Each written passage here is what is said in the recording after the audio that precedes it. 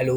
तो आज हम लोग डिस्कस करने वाले हैं एट कोडर बिगिनर कॉन्टेस्ट 372 के क्वेश्चन नंबर ई के बारे में, जो कि है केथ लार्जेस्ट कनेक्टेड कंपोनेंट। तो इसमें दे रखा है कि हमारे पास अनडायरेक्टेड ग्राफ है जिसकी वर्टाइसेस है, जिसका एन वर्टाइसेस हैं और इनिशियली एज ज़ीरो है, और वर्टाइसेस का नंबर है 1 से लेकर एन तक। फिर हमें क्यू क्वेरीज दे रखी हैं और ऑर्डर में दे रखी हैं। और दो दो तरह की क्वेरी हो सकती हैं। एक तरह का क्वेरी ये है 1 u v। इसका मतलब ये है कि u और v वाले वर्टिसेस को के बीच में एज लगा दो। और फिर सेकंड है 2v, मतलब कि v वर्टाइसेस में केथ लार्जेस्ट वर्टेक्स कौन है, जो वीथ वर्टाइसेस का जो कनेक्टेड कंपोनेंट है उसमें केथ लार्जेस्ट वर्टेक्स कौन है वो प्रिंट करना है। और अगर केथ लार्जेस्ट प्रेजेंट नहीं है, मतलब उस वर्टाइसिस का साइज, उस वर्टाइसिस से जो कनेक्टेड वर्टाइसेस हैं उन सारे का मिलाकर साइज के से छोटा है, तो फिर इस केस में -1 प्रिंट करना है। तो हमारे पास इस टेस्ट केस की में बात करते हैं। अगर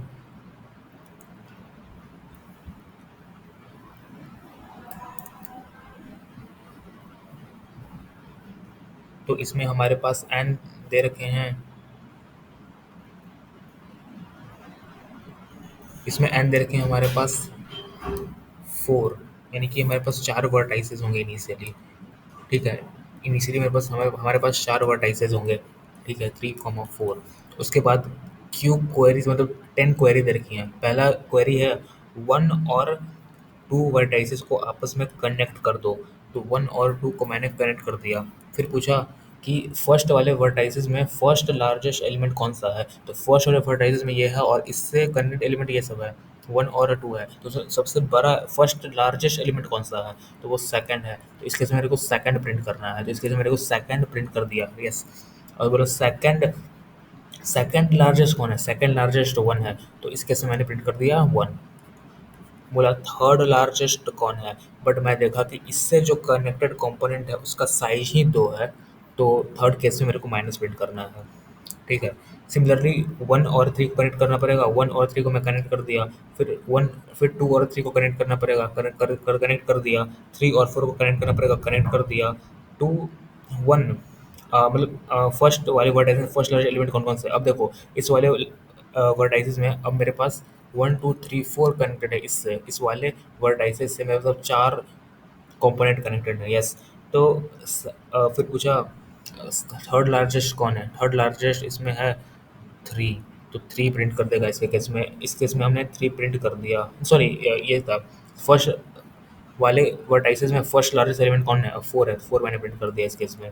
अगर थर्ड लार्जेस्ट पूछा, थर्ड लार्जेस्ट है आपका सेकंड, तो 2 मैंने प्रिंट कर दिया। और फिफ्थ लार्जेस्ट पूछा, बट यहाँ पर 4 ही कनेक्टेड कंपोनेंट है, इसके मेरे को -1 प्रिंट करना है। तो फाइनल आंसर ये हो गया। तो इसमें करना क्या है, इसमें हम लोगों ने सिंपल कॉन्सेप्ट यूज़ किया, DSU का डिसजॉइंट सेट यूनियन। तो इसमें मैंने किया क्या, सिंपल लेट्स से हमारे पास 1 और 2 है, और यहाँ पर सबसे मेन ऑब्जर्वेशन इसमें यह था कि जो k का वैल्यू है वो तुम्हारा दे रखा है सिर्फ मैक्सिमम 10 हो सकता है। तो बस इसी के हेल्प से क्वेश्चन बन जाएगा कि अगर लेट्स से मेरा 1 और 2 कंपोनेंट था, इनिशियली मैंने हर एक कंपोनेंट के लिए मैंने एक प्रायोरिटी क्यू डिफाइन कर दिया, क्योंकि तुम्हें पता है कि केथ लार्जेस्ट, केथ स्मॉलेस्ट, ये सब निकालने के लिए प्रायोरिटी क्यू का यूज़ होता है। मतलब इफेक्टिवली निकाल देता है प्रायोरिटी क्यू। तो इसलिए मैंने हर एक वर्टाइसेस को एक प्रायोरिटी, मतलब हर एक वर्टाइसेस के लिए मैंने एक प्रायोरिटी क्यू बनाया। तो इसलिए इसका 1 के लिए मैंने एक प्रायोरिटी क्यू बना दिया जिसका इनिशियल वैल्यू 1 था। सिमिलरली 2 के लिए मैंने एक प्रायोरिटी क्यू बना दिया जिसका इनिशियल वैल्यू इसमें था 2। अब जब मैं इन दोनों को मर्ज कर रहा हूँ, यानी कि इन दोनों के बीच में अपना एज ऐड कर रहा हूँ, तो मैं क्या करूँगा, वन और वन लेट्स से मैं 1 को पैरेंट बनाऊँगा। अगर मैं 1 और 2 को एज ऐड करूँगा ना, तो जैसे आपको DSO कॉन्सेप्ट पता होगा, जिसमें हम लोग एक पूरे कंपोनेंट को एक पैरेंट से डिनोट करते हैं। तो इस पूरे कंपोनेंट को मैं 1 से डिनोट करने वाला हूँ। 1 और 2 का जो कंपोनेंट बनेगा उसको मैं 1 से डिनोट करने वाला हूँ। और इसमें जो प्रायोरिटी की वैल्यू आएगा, 1 का 1 था इनिशियली, और इसका प्रायोरिटी का वैल्यू मैं इसमें मर्ज कर दूंगा, तो अब 1 और 2 हो जाएगा। I don't care about 2 now. अब हम सिर्फ 1 के बारे में देखेंगे, और 1 के प्रायोरिटी क्यू में भी 1 और 2 है। और यहाँ पर के आप यहाँ पर वेक्टर बना सकते थे या फिर सेट बना सकते थे, बट उसमें ये था कि आपको मेंटेन रखना है साइज़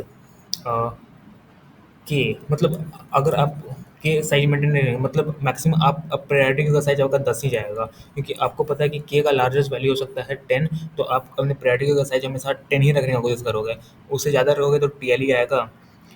तो इसलिए मैं 10 सिर्फ साइज में 10 का, लाइक देखो मैं बताता हूँ कैसे होता है। अगर लेट से 1 से मेरे को कनेक्ट करना है, 1 में इनिशियली है 1, और बाकी कनेक्ट मेरे को बाकी एक कंपोनेंट मेरे पास आ रहे हैं, लेट से 2 3 इसमें है, और एक और कंपोनेंट, एक और मतलब एक वर्टेक्स होगा जिसका इसका प्रायोरिटी का वैल्यू 2 और 3 है, एक और वर्टेक्स है जिसका प्रायोरिटी का वैल्यू है लेट से 4 5 6, और एक और प्रायोरिटी क्यू है जिसका वर्टेक्स का साइजेस है जिसका प्रायोरिटी क्यू में स्टोर्ड है 9 10 11, ठीक है।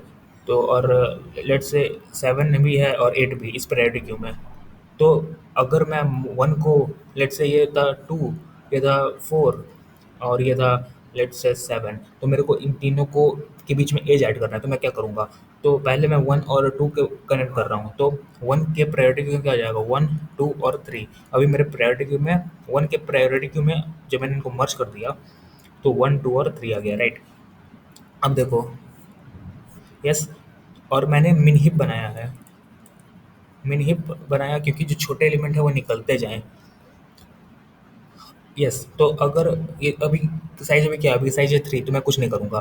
फिर मैंने इस 1 और 4 को कनेक्ट कर दिया, तो अब मैं इसके वाले एलिमेंट को इसमें जोड़ दूंगा, 4 आ गया, 5 आ गया और 6 आ गया। अब मैं 7 वाले जो अब एलिमेंट अभी साइज क्या है, अभी है साइज 6, अब मैं 7 को ही जोड़ रहा हूँ 1 से, तो 1 में 7 का प्रायोरिटी का एलिमेंट भी ऐड करना पड़ेगा, तो वो हो जाएगा 7 8 9 10। अभी साइज हो चुका है 10, अब मेरे को 11 ऐड करना है, 11 ऐड करना है।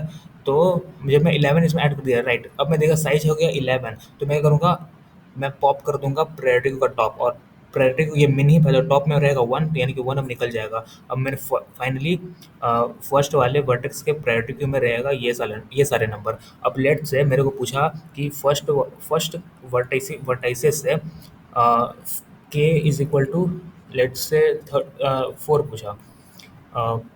यस, तो फोर्थ लार्जेस्ट एलिमेंट कौन है, तो मैं क्या करूँगा, मैं एक, यस, तो मेरे को बताना है फोर्थ लार्जेस्ट एलिमेंट कौन है इस प्रायोरिटी क्यू में। तो मैं क्या करूँगा, क्योंकि तुम्हारा साइज 10 है, तो तुम लीनियर ऑपरेशन में कर सकते हो हर एक क्वेरी में, क्योंकि तुम्हारा क्वेरी इंटू 10 लग जाएगा मैक्सिमम। तो यस, तुम लीनियर ऑपरेशन में कर सकते हो। तो मैं क्या किया कि केस साइज मेरे को 4 चाहिए, तो मैंने इस एलिमेंट को पॉप करना स्टार्ट कर दिया जब तक मेरा प्रायोरिटी का साइज 4 नहीं हो जाता।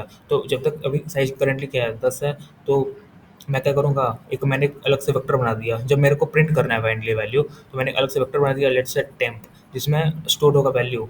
तो इनिशियली 4, मेरे को इसको साइज़ 4 करना है, तभी मेरे को फोर्स मैक्सिमम मिलेगा, क्योंकि इस प्रायोरिटी के टॉप में सबसे स्मॉलेस्ट एलिमेंट आता है, और अगर प्रायोरिटी का साइज ही 4 हो जाएगा तो उसके टॉप में ही फोर्थ लार्जेस्ट एलिमेंट हो जाएगा। ये समझ में आया कि नहीं?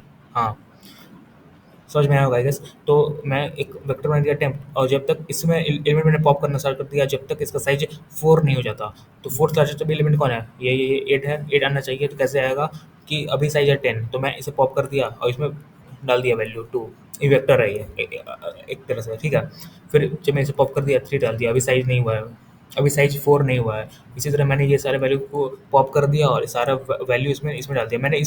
मैं वेक्टर में क्यों डाल रहा हूँ, क्योंकि अल्टीमेटली मेरे को निकालना था, इससे टॉप 4 निकालना है, और साथ ही मतलब टॉप एलिमेंट निकालना है जो कि फोर्थ मतलब केथ लार्जेस्ट है। तो मेरे को प्रायोरिटी क्यू में अपने के एलिमेंट ही रखने हैं, बट लेट से मेरे प्रायोरिटी क्यू में ज़्यादा एलिमेंट्स हैं, तो बाकी एलिमेंट को निकालना पड़ेगा। और निकालने के लिए मैंने निकाल तो दिया, लेकिन मैं डेटा लॉस्ट ना हो इसलिए मैंने उससे अलग वाले वेक्टर में स्टोर कर दिया। और अपना फाइनल आंसर प्रिंट करने के बाद अभी क्या हो जाएगा, ये प्रायोरिटी 4 हो चुका है। अब मैं प्रिंट कर दूंगा प्रायोरिटी डॉट टॉप, तो 8 आज प्रिंट हो जाएगा इस केस में। और फिर दोबारा से फिर मैं इस सारे वेक्टर इन सारे वैल्यू को दोबारा से प्रायोरिटी में भर दूंगा, ताकि डेटा लॉस्ट ना हो। तो ये तुम्हारा सिंपल सा कॉन्सेप्ट था। लेकिन मैं कोड दिखा देता हूँ। यस, तो कोड देखने की बारी है।